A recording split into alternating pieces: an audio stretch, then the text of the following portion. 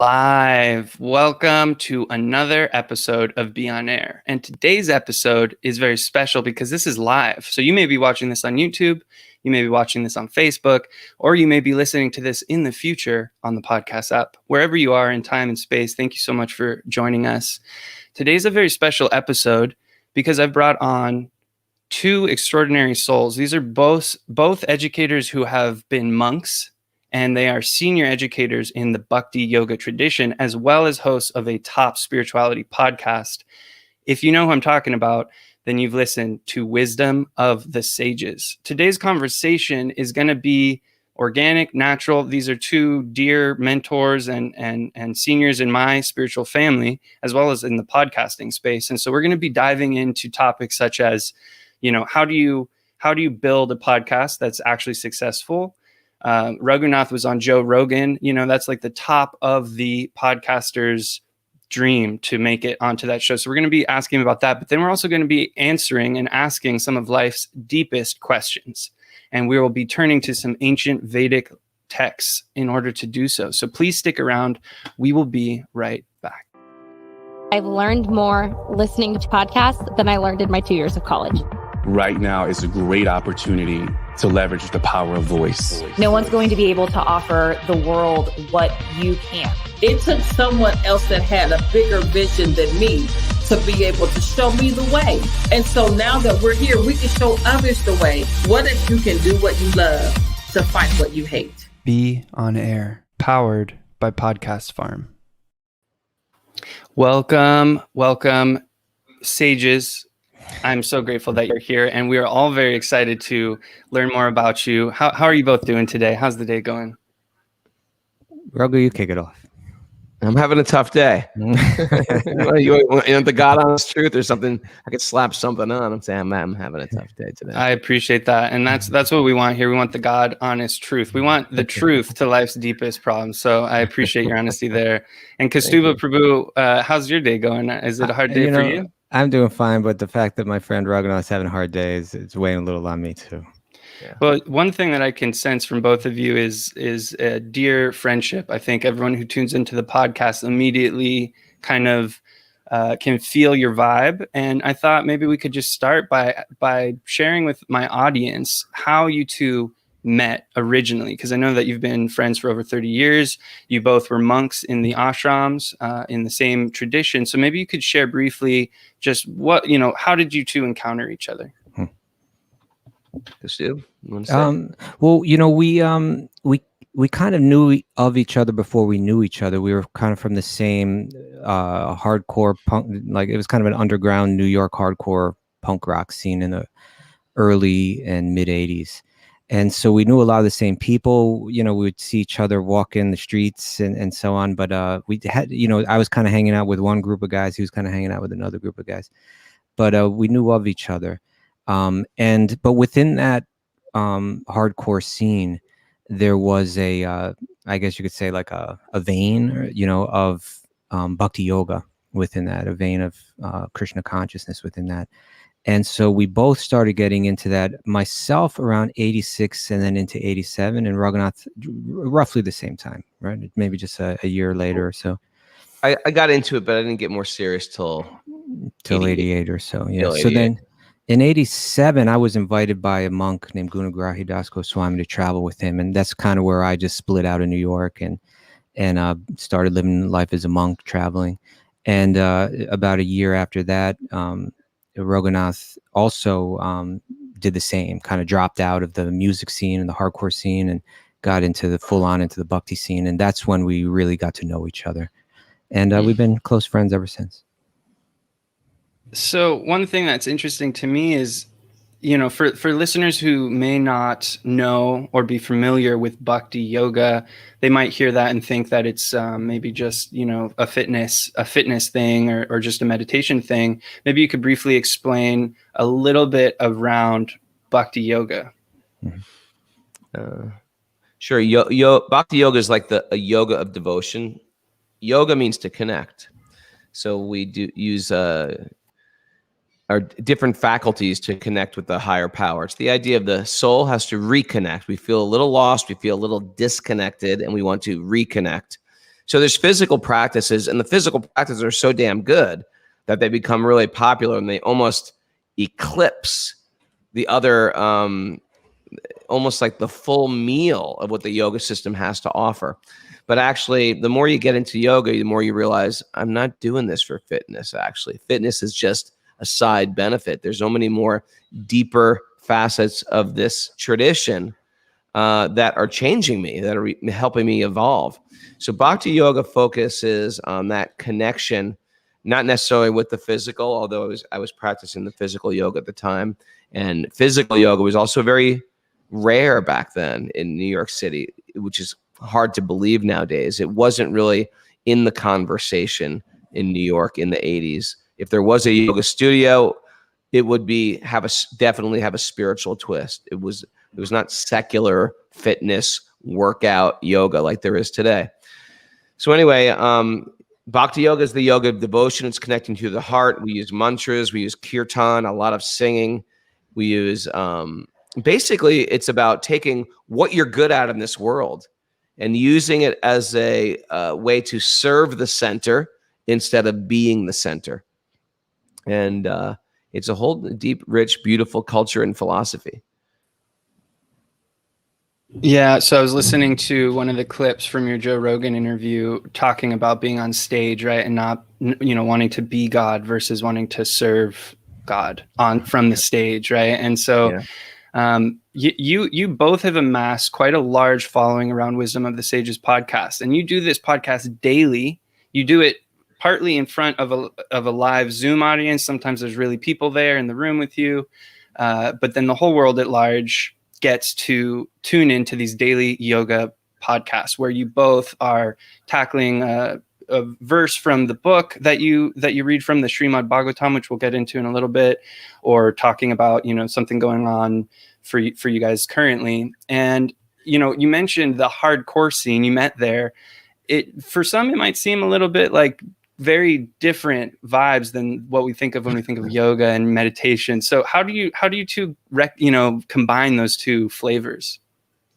Maybe we should explain what that is, Kaustubha. What is the hardcore scene? Like, some people don't know what it is. Yeah, most people have heard of punk rock, so that kind of took off in the mid to late 70s, and then it kind of people debate of whether it started in New York or started in London, but in any case, it began to really take off in London in 77, 76, 77, and then it swang back to America. But in the early 80s, a real kind of American flavor to it developed, and that became known as hardcore punk rock. A little faster, a little bit wilder, and with its own even every city in America had its own flavor, its own variety of hardcore. But to get to your question, the way that I understood that scene was it was a scene that was largely about like misfits, kids that didn't quite fit in, kids that were thinking for themselves, kids that were frustrated or recognizing hypocrisy and speaking out against it and that kind of thing. And so on one hand, that world that hardcore, particularly the world of the New York hardcore scene, which was it had its real dark side, its drug side, its violence side. It was a pretty wild world, but within that there was this kind of open-mindedness, free-thinkingness that was there, that was always searching for something higher, not conforming to the norm. And at that time, to get into bhakti meant you had to you had to shave your head, put on robes. It required a lot of nonconformity. So in that sense, it was a scene where you would find people that were ready to make drastic moves in their lives in the search for truth. And so I guess that's how I would see one way that they would kind of fit together. Yeah, I relate to this because I'm actually an electronic music producer, and I got really into kind of heavier bass music, but mixing that with mantra music. And I always ran up against this sort of inner conflict of like, is this real? Can I worship God with even the heaviest music? And I think seeing some of these bands come out in the devotional movement that are heavier is reassuring, because it almost like gives light to some of the harder, darker, scary, painful parts of life, right? Like at the beginning, Raghunath, you were saying that today is a hard day, which, sometimes we have hard days and sometimes we need to scream it out. So maybe this is a good segue into Kirtan, which is another huge aspect of what you both do. And I know, Raghunath, you do pilgrimages to India, and Kaustubha Prabhu, you teach at the Bhakti Center in New York. Is that right? Yes. So maybe we could talk a little bit about Kirtan and the power of sound. This is a show for any conscious creator with a message to share it. So we do that primarily through podcasting, but also live streaming, videos, music production, anything that lets us use our voice. And I think Kirtan is such a pure expression. So maybe you could share a little bit about what Kirtan is and how you too integrate Kirtan into what you do. You want to take it? You want me to? How about I'll talk about Kirtan and you talk about how we integrate it. Okay. So you started by asking a little bit about Bhakti Yoga and all that, and within Bhakti Yoga, it starts with the premise that we're not these bodies, that we're the soul within the body. The soul is a spark of spiritual energy, and it animates the body, makes it come alive. When the soul leaves the body, we have a dead body, and the soul continues because it's made of spiritual energy. It's eternal. It never dies, and it goes on. But although we're this spiritual spark, and the nature of spiritual energy is it's blissful by nature, it's happy by nature, but we lose touch with that. And the yogic philosophy says we lose touch with that because we identify not with ourself, not with the soul within, but we identify with the mind and the body. And so there are different yoga practices that are meant to help one overcome the interference of the mind. It's like a computer that's been corrupted, but it's got corrupted files on it that's making us think this external thing will make me happy, or that external thing will make me happy. And I pursue those external things, just following the dictation of the programming within the mind, losing touch with my own blissful nature that's underneath. So the different yoga techniques are ways to gain control of the mind, ways so that practices so that we can take control rather than be controlled by the mind. Now, when we get to Kirtan, the idea is a lot of the meditational practices that yoga practices that go back ages, go back centuries, go back millennia, they're difficult for people to practice in this day and age where we are bombarded with so much sensual overload. Our minds are disturbed always. Most people don't have deeply peaceful minds. We're not simple people that can be satisfied very simply. We've got minds with very short attention spans, et cetera, et cetera. So those meditation techniques are difficult for us to focus on. But Kirtan is said to be the yoga practice for this age. It's called the Yuga Dharma. For this age, it's the Dharma. And it means that we take the same mantras that people meditate on for ages, but you do it musically and you do it congregationally. And the combination of those two elements, the musical element helps bring one's mind to get one's mind deeply absorbed into it. And the congregational element, where you have a group of people all in one sense singing with one voice, it's a very powerful way to bring our mind deeply into it. It's a meditation. It also becomes a prayer, and one can become deeply absorbed. And it's that practice of the mind needs to be focused, and by focusing it on this spiritual sound, the mind can be dealt with. We can say, you could say it purifies the mind. And when the mind is purified, then it's no longer in conflict with the self. There's no longer a tension or a discord between the two. There can be harmony between the mind and the self. And that's what we call yoga. And Raghunath, maybe you can speak about how we integrate it. Well, The integration of well, as far as our podcast goes, or how about we just integrate it into our life? What are you looking for? I forgot the original question, Kaylee. Yeah, so I'm sort of wondering how you use kirtan in your daily life, but then also maybe you could talk a little bit about you. I know you both tour around. Maybe you could share a little bit about how you literally share kirtan with people and how people could participate in that. We usually have. I'm a yoga teacher, and I also teach classes on the origins of Vedic philosophy. I'm a storyteller, and as well as doing the podcast. So when I teach yoga, I'm always doing call and response chanting in the class at the beginning and the end of class. Sometimes I'll do exclusively chanting and storytelling. And generally there's like a big demographic of people who love kirtan. And if you've been to one, they're actually very powerful and transformational and paradigm shifting. I think what happens is you get a group of people together, and it's singing that's not like a performance. It's singing almost like a prayer. And these mantras are very powerful.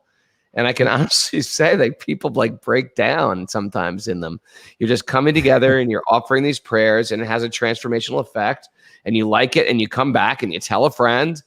And so sometimes we give little teasers, like I'll do a little bit in class. And then people will be like, wow, I really like that chanting. And then they'll say, well, just come back to our regular kirtan. We just do kirtan the entire class. And sometimes I'll give classes on the significance of kirtan, or classes on ways to improve the quality of your kirtan. There's ways to do that as well. And a lot of that has to do with behavior and how you treat people and how you look at people and how you treat yourself. Those factors can be a blow right through the roof that are limiting our spiritual growth. And this isn't me because I'm very wise speaking. This is just how the traditions of the yogis teach us. If you want to have some powerful effect on yourself and on other people, you have to stay within the parameters of your behavior and your thoughts. And what are you going to put in your mouth? And what are you going to put in your eyes? And what are you going to put in your ears? Because you're creating a whole world like that. And if I'm off the rails, my train's not going to go very far. And a lot of times, due to bad habits and bad choices, and bad the way we were raised and things that we got into maybe as a kid, I've created so much damage with my vehicle. I'm just sort of like off the rails, and I just can't move forward on my spiritual quest. So all the yoga systems give a way to prune those bad habits back, and it basically puts us back on the rails. And from there, the endeavor is much more effective. Our spiritual path is much more effective, and we can start to glide and fly and float. And it's tangible. It's something you actually feel. It's nothing I have to preach to you about to be. It's something that you just sort of like become inspired with, and you taste it yourself. And then you want to go forward because you want that taste to get sweeter and sweeter. Does that make sense? It makes so much sense. And it's backed up with modern coaching research. Our thoughts influence our feelings influence our behavior dictates our results, and then that cycles back. Our results impact our thoughts, and so it makes a lot of sense what you're saying. And I'm wondering, so all of this information that we're talking about comes from India, right? This is the ancient Vedic way, Sanatan Dharma, the eternal religion. The Vedic thought and philosophy is really profound and deep, and there's so many different books and stuff. But in particular, your podcast, Wisdom of the Sages, revolves around one book in particular. And I was hoping that you could introduce the listeners to what that book is and why it contains not only life's most important questions, but the answers to life's most important questions as well. What will Kaustubha say about this? I want to hear what he's going to say. Well, there's, as you mentioned, there's a vast body of literature out of India, very ancient books composed in the Sanskrit language that go back, within the tradition. It believes that this knowledge it's always existed, but it was compiled and edited, 5,000 or so years ago. And those books become the basis of what's called Vedanta, an entire tradition of knowledge, and really the yoga and Hinduism and all Eastern philosophy actually becomes influenced by these books, and a large amount of the Western language and philosophy also becomes influenced by it. But there's a vast body of works, and what's unique about these books is that it's not like they're simple religious teachings, but it's a broad approach, reaching out to people on different levels. So some segments of this broader literature will appeal to certain people on one level, and some will appeal to people on another level, and others will.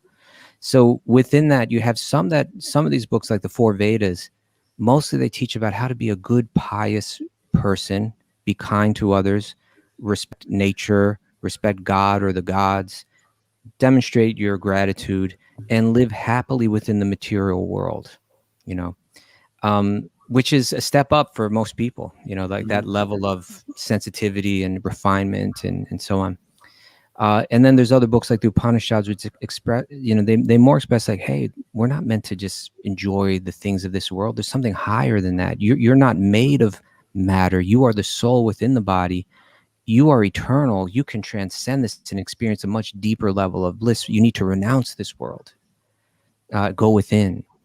And so there's a lot of beautiful teachings there. And then comes like the Mahabharata, the great epic of India, which has such an important book, the Bhagavad Gita, within that. And it begins to try to find a, like there's a thesis, okay, let's enjoy the material world, an antithesis, no, this material world is a trap, you should escape it.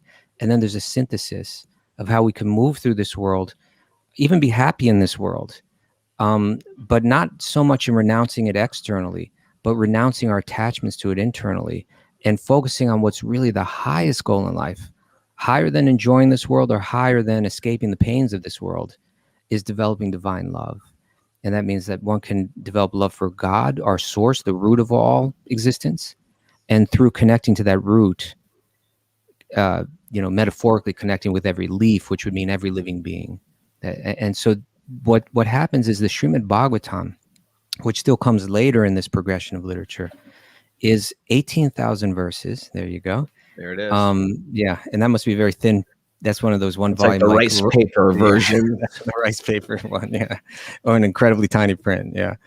So it's 18,000 verses. That what it aims to do is it aims to clarify any questions or any confusions that someone might have had reading the broader literature, and say, this is actually, the way the book begins is the author who compiled all of this literature, having made such a contribution to the world, is still feeling a little bit despondent, and he can't quite put his finger on it.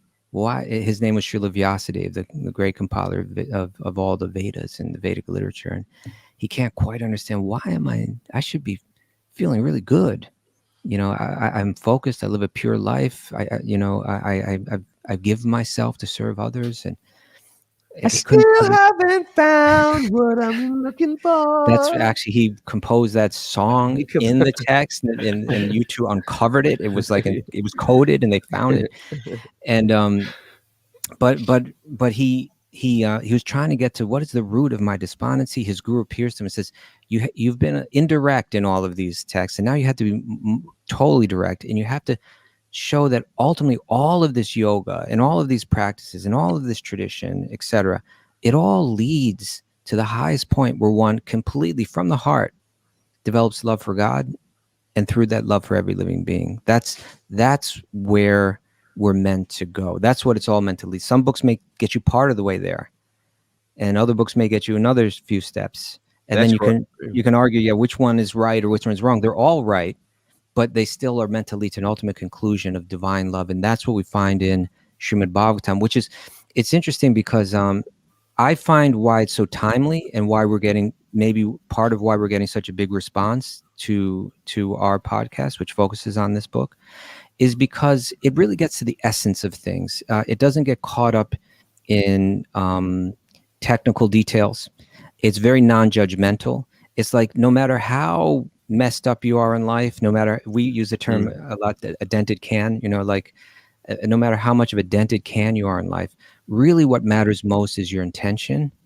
And so let's focus on that intention. Let's get that spiritual intention right. It doesn't matter for a man, woman, it doesn't matter for grew up in this tradition, if we didn't. Doesn't matter if I've grown up with good habits or bad habits. But as long as I'm trying to focus on that essential message, I'm moving in the right direction. And the Srimad Bhagavatam focuses on that essential message. And so it's called the cream of all the Vedic literature. And the work of Srila Vyasadeva in his maturity, the ripened fruit of it all.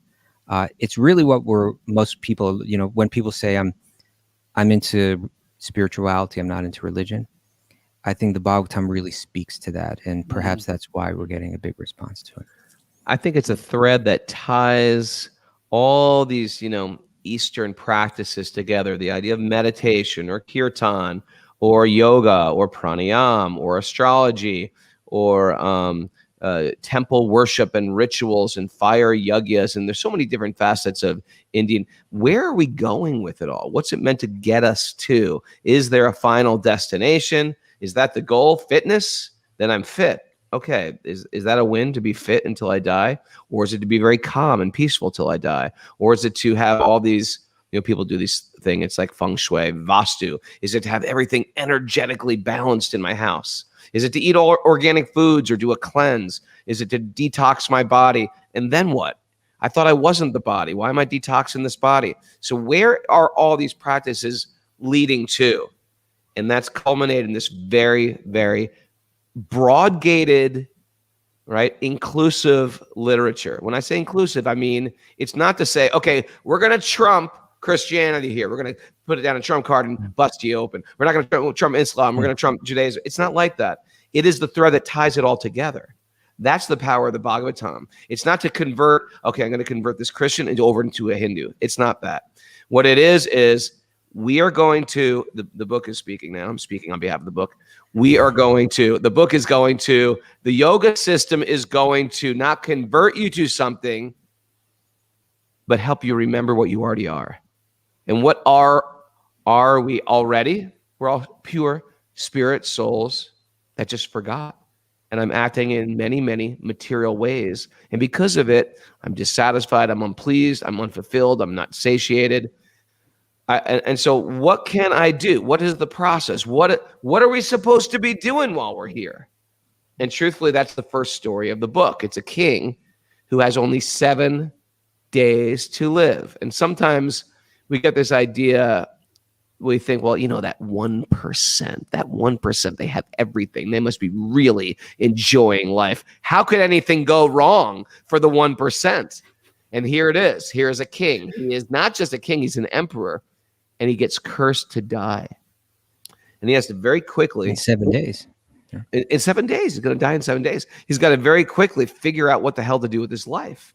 And he was not a bad guy. He knew about Vedic rituals and yoga. And he was a very cultured, dharmic person.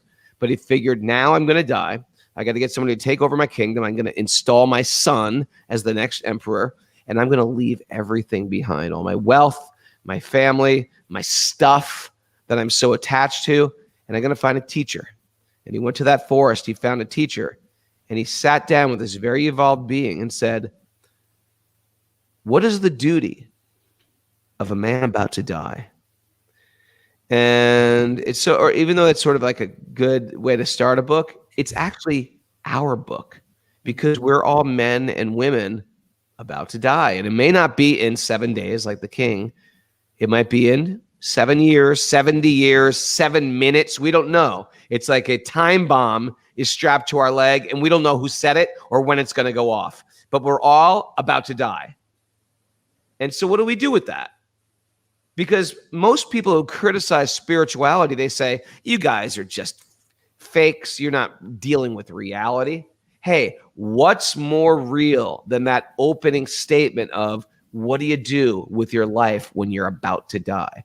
That will really make you prioritize your life. As a matter of fact, if we all knew that we were going to die tomorrow morning, that would radically change what we do tonight, right? We wouldn't say, well, I'm going to go to bed early. I want to rest up for death.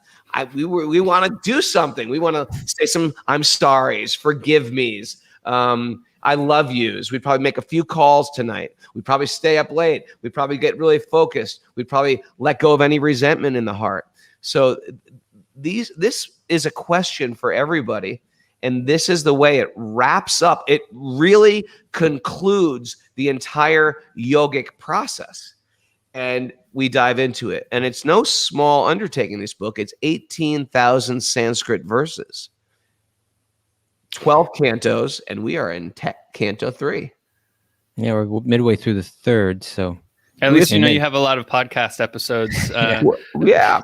It's a weekly podcast. If it was a weekly podcast, we would never make it through the book. We would die before we're done.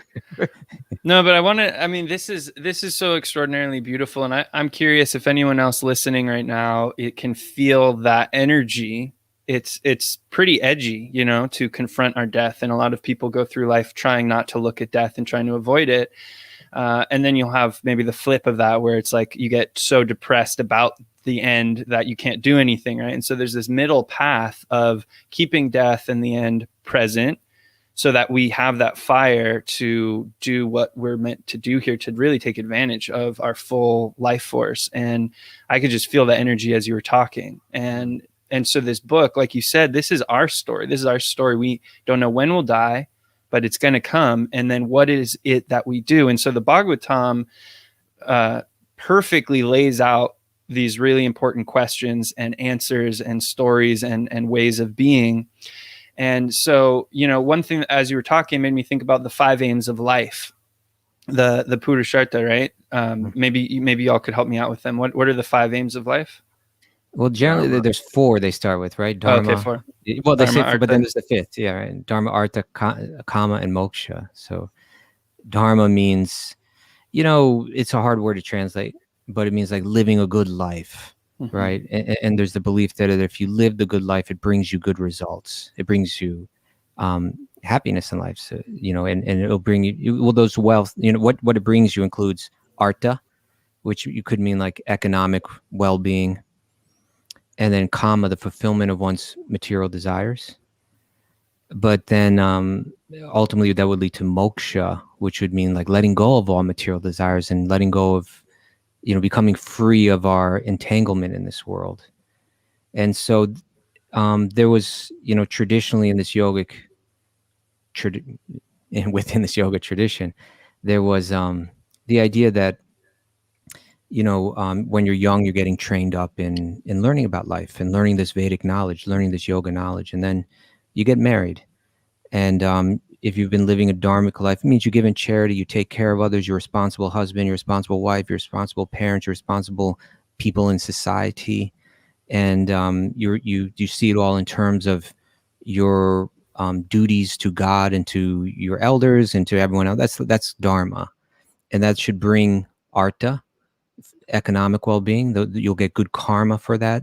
You can, and then, kama, there's sexual enjoyment in married life. There's the pleasure of, the love that you feel from your children. And, there's the comforts of family life. There's a home and, whatever other accoutrements you get. And, so there's dharma, artha, kama.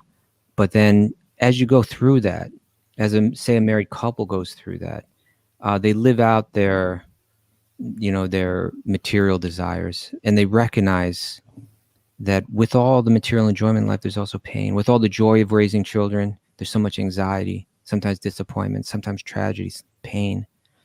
And you begin to see the truth of this material world, that it's kind of like it's a coin with 2 sides. For all the enjoyment, there's also suffering.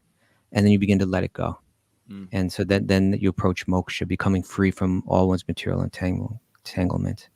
But the 5th one is called prema. So sometimes said, what is prema pumarto mahan?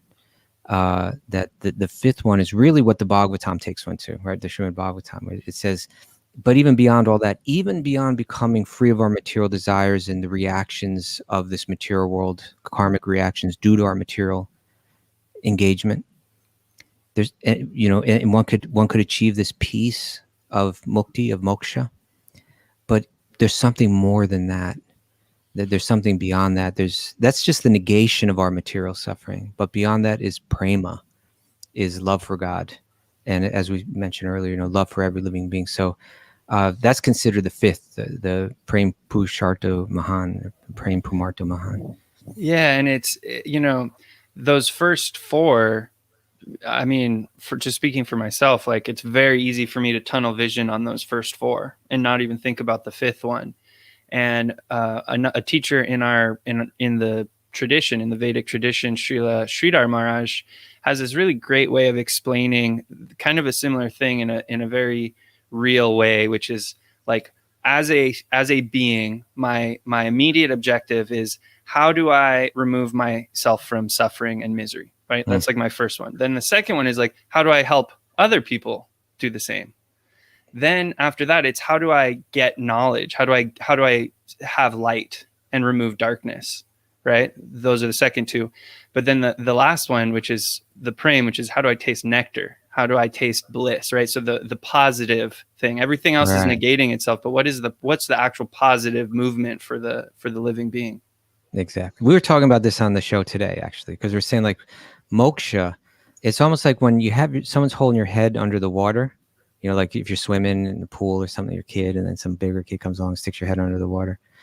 And when you're there, your mind is full of anxiety, right? Your head's under the water, you're just suffering, and you're just waiting. When will they let me out? When will they let me out? I need to be free of this anxiety.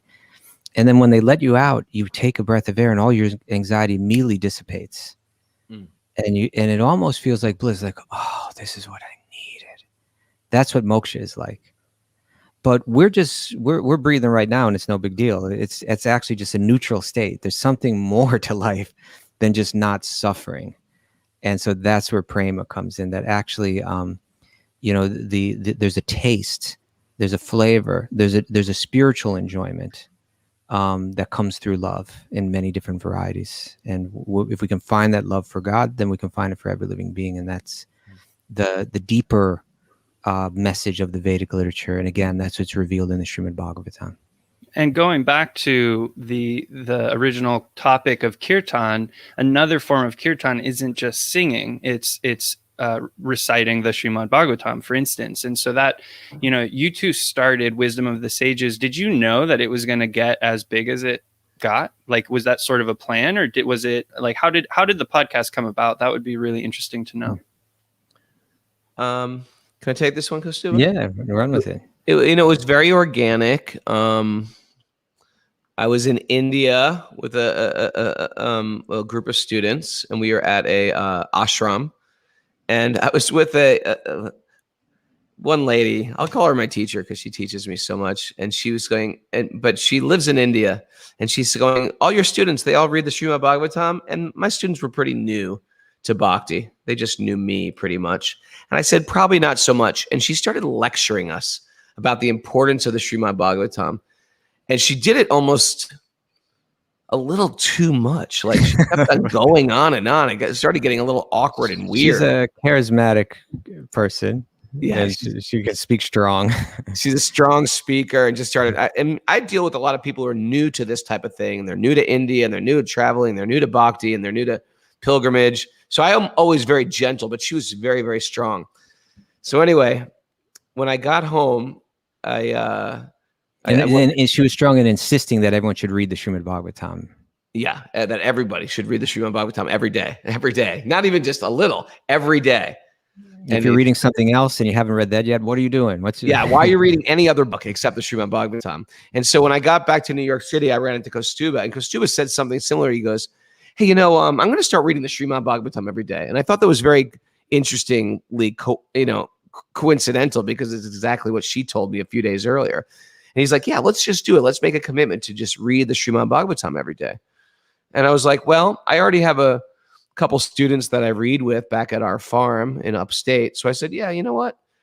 We read from different books. Maybe we should just go through the Bhagavatam. And as I went up there, I started to realize, you know what? I actually have a lot of students that are into this. I teach a workshop in New Jersey or in Texas or in Los Angeles or New York, and they get into it, but then they don't hear about it anymore. They can't follow through with making it a regular practice. So I could put it out there for them. And that way there's always like a Zoom group that they can refer to. It wasn't really planned to be a podcast. It was more like a Zoom study group that you can join live, and that's it.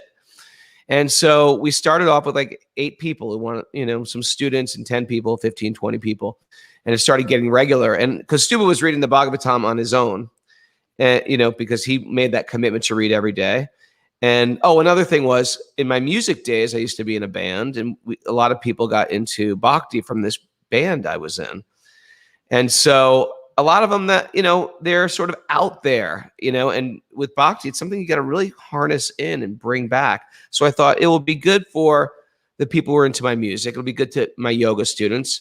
And most of all, it's just going to be good for me to make a commitment to read the Bhagavatam every day. So we started doing, and then every now and then I'd see Kaustubha's face show up on the screen. I was like, hey, Kaustubha's here. And I'd introduce him and say, this is Kaustubha. He's an old friend of mine, and he helps when we do teacher trainings. He's one of our guest teachers. Kaustubha, what do you think of this verse? And then Kaustubha, he'll give his expression.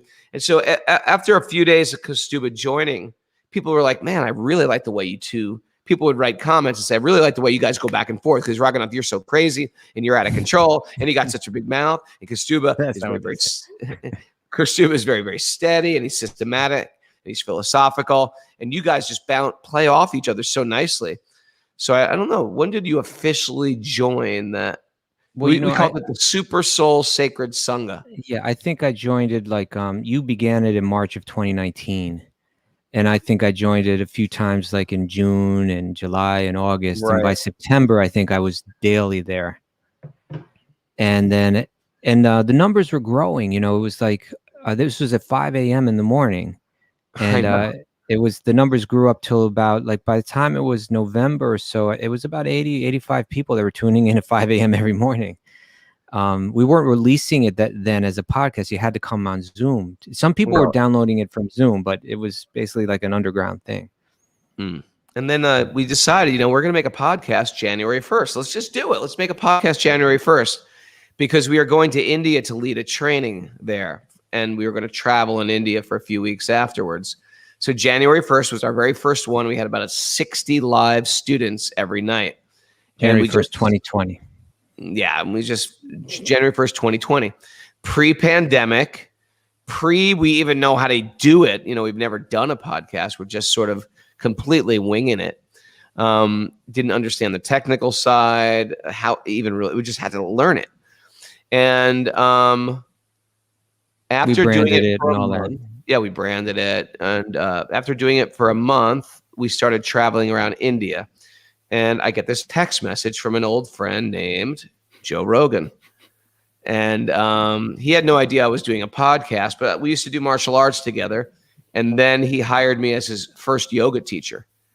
And that was about 20 years ago when I lived in Los Angeles. And he called me up and said, I'd really love to get you on my podcast. Now, I didn't even listen to podcasts. And I was just like, all I know is, Joe's a super, super smart guy, and he's super sharp, and he's super opinionated. But I didn't even realize how big Joe Rogan's show was. And, later people told me, like, that's like getting on, Saturday Night Live and Mad TV, what it was like for us when we were younger growing up, and getting on all the major networks. Like Oprah. Yeah.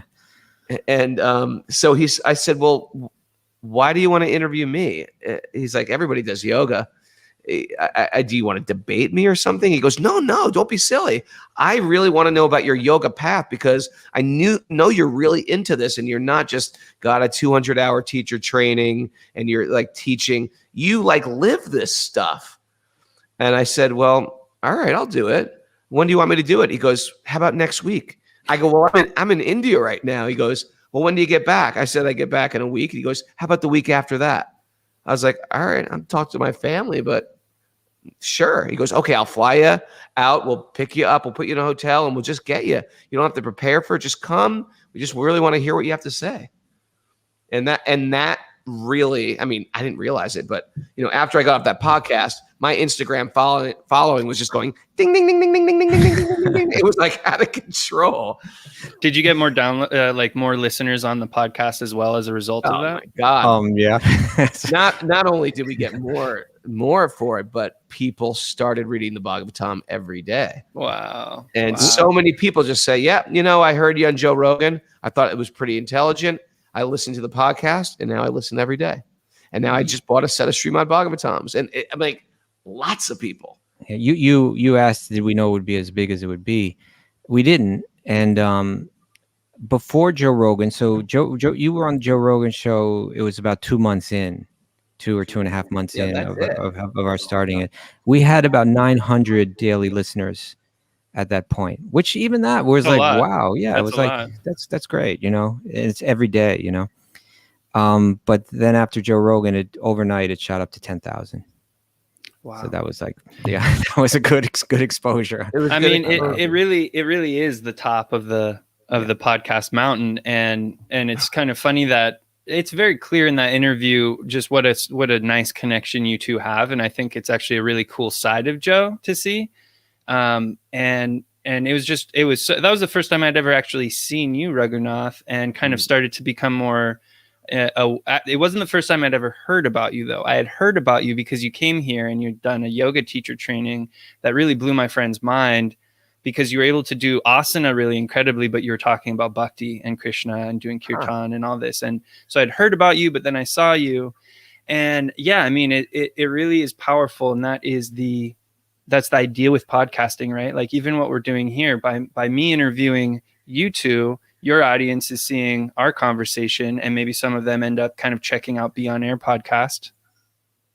Mm-hmm. Wait, I can't get the direction right. There it is. There you Be go. On Air Yeah, podcast. that's it. Check it out. But I mean, it's association. It really is association. By associating with different people, we can elevate our show, elevate our platform, and elevate our voice. And it was just it was a really blissful thing to turn on Joe Rogan and see a conversation about the Bhagavad Gita going on like that. That felt like a big win, having Tulsi Gabbard run, even just run, not to get into politics at all, but to have a vegetarian bhakti yogi run for president is just certain milestones that are pretty cool. And she's been on Joe Rogan twice. And she's been on Joe Rogan twice, which is pretty impressive too. But speaking of milestones, the way I look at Raghunath's appearance on Joe Rogan, I look at it historically. And I think that in history, and when I say history, I mean like all of history, I believe it's probably the largest platform for one event to present bhakti or Bhagavad Gita or even Hinduism or whatever. It's like, I don't know how many 10 million or more people saw that in one shot. I say historically, that was the biggest platform ever to present this kind of thought. I agree. And that's why it was kind of, it wasn't kind of, it was very surprising to see. I was like, is this really happening? What is going on here? Well, it was, I'm sorry. No, please go. I was going to say,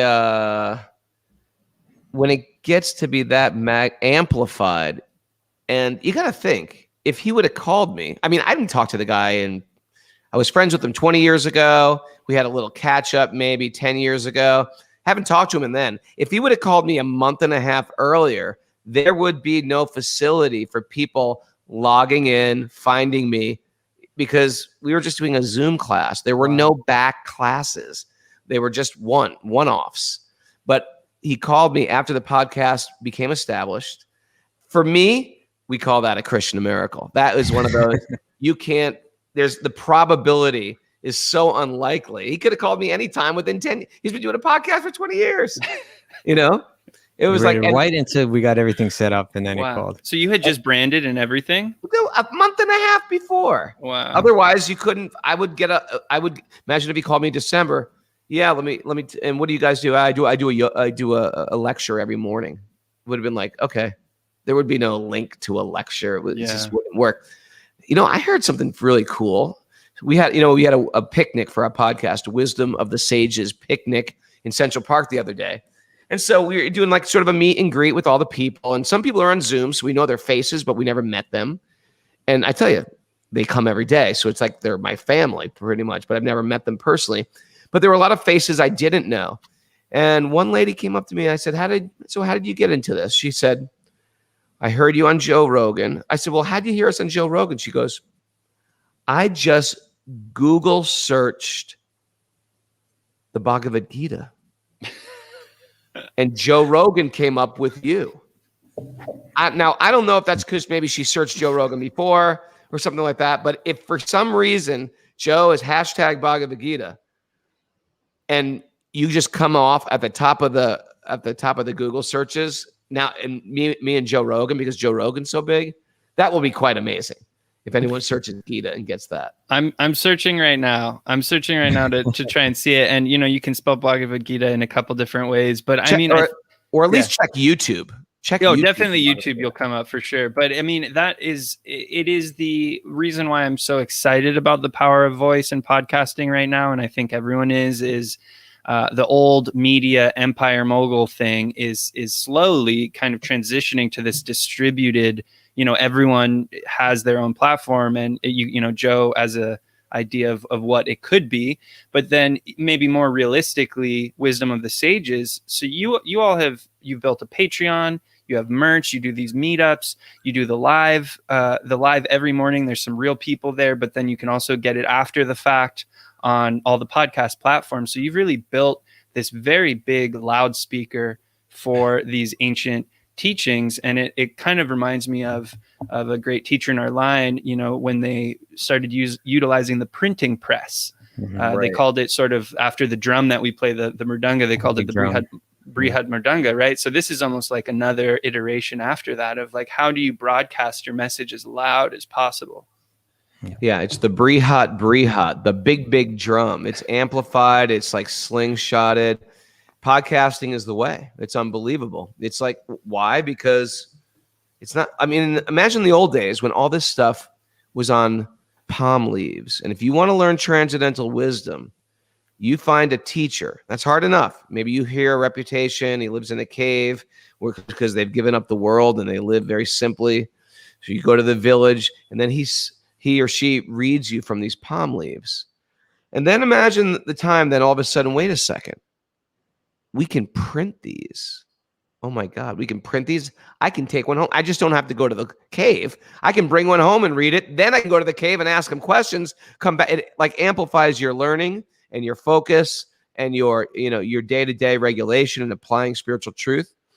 So you take this into the modern age, and you've got a podcast, which you don't have to purchase. You just like listen, and they're free, and they're on your phone, and they're with you while you're driving or while you're walking down the street. And it's like at any moment, this is the gift of the information age.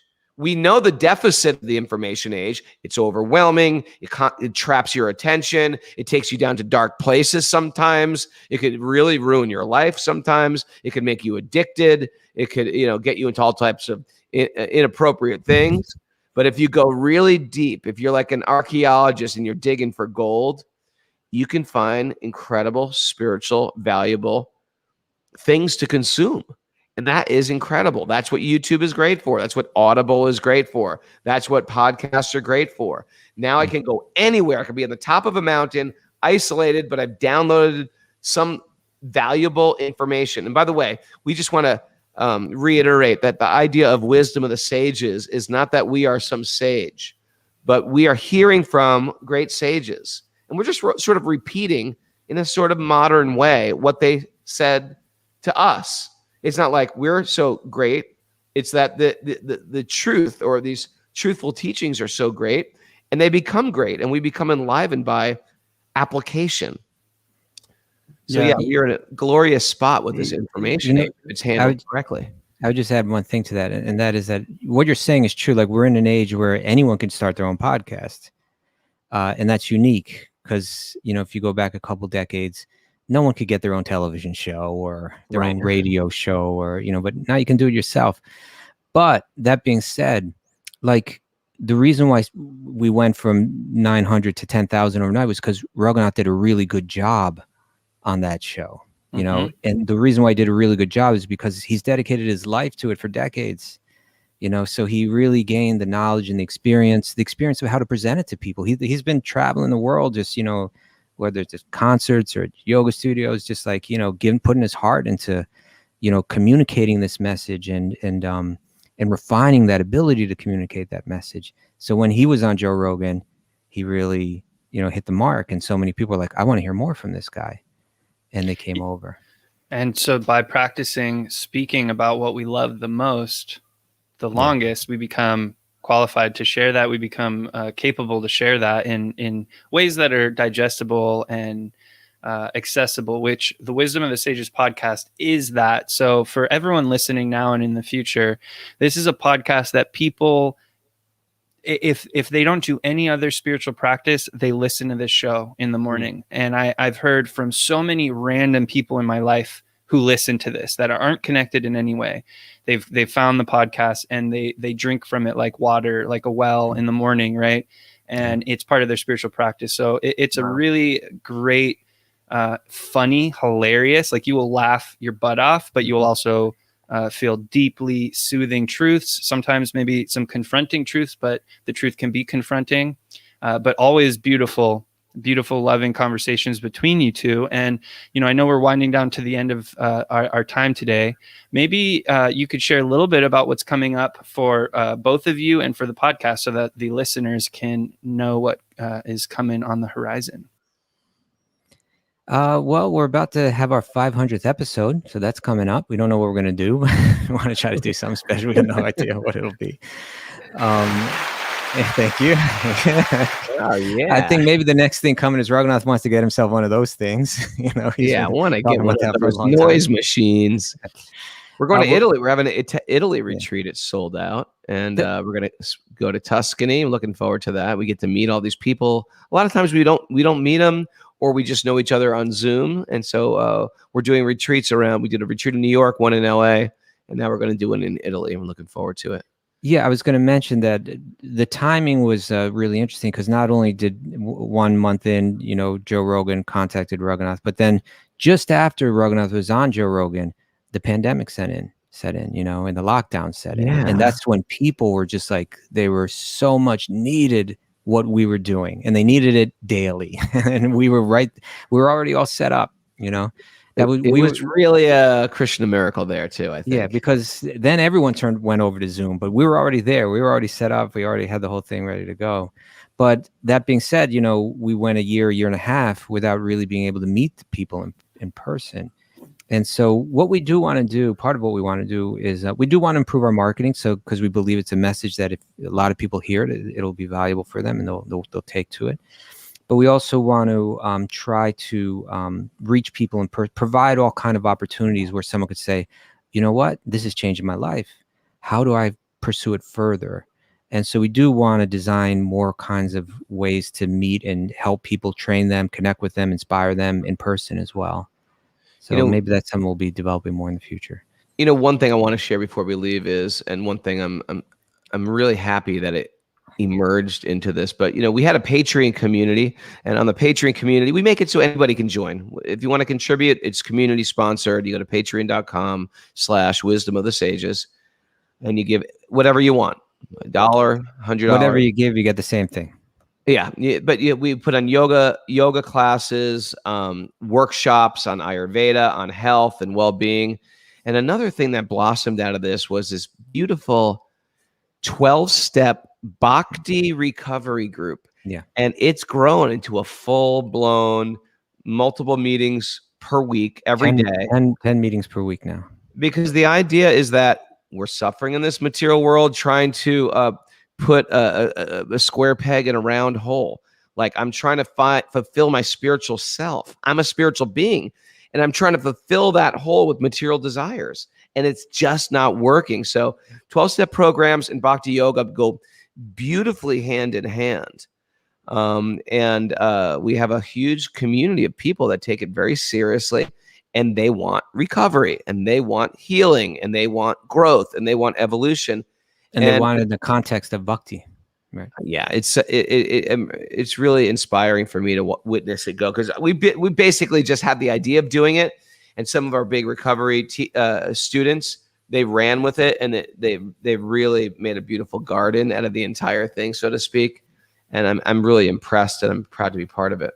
That's so beautiful. How can I just real quick want to tell the listeners where they can get that info? Is that all on the Patreon, the 12-step? It is. If you write to bhaktirecoverygroup@gmail.com, you can get all the info. If you go to our website, wisdomofthesages.com, you can also find the info. And you get on our mailing list there too, Wisdom of the Sages. If you want to get on our Sage page, we put out a newsletter now every week as well. And that you asked what's the next thing, and inspired by that it's inspired by the Bhakti Recovery Group, which was just grew straight out of Wisdom of the Sages. People, it's not that Raghunath and I do it. It's just that it brought the people together that could do it, inspired by Bhagavatam and Bhakti. Also, we've been bringing, from time to time, bringing people that are experts in counseling or, whether it's be relationship counseling or psychological counseling, or people, chaplains that are, expert in dealing with end of life care and end of life counseling. And because we do questions and answers we take questions from our people, write in questions, and every Saturday we answer those questions. So sometimes we bring in these experts. They practice bhakti yoga like us. They're friends of ours, but they're expert in these different fields. And there's a team kind of building around these kind of issues, mental care, pastoral care, that kind of thing. And so we're building a team just as we speak, practically.